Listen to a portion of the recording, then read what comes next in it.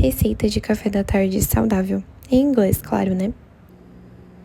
I took 1 glass to put the recipe in. Natural yogurt. Put the yogurt in the glass.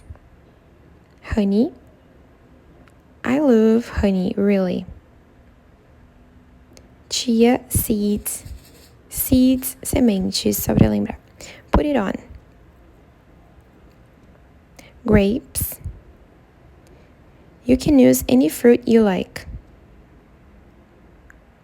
Oat. And put it on again. To go on the fridge, I placed on aluminum foil. Now let's wait about 8 hours. It's ready. Not beautiful, but very tasty and healthy. Enjoy it.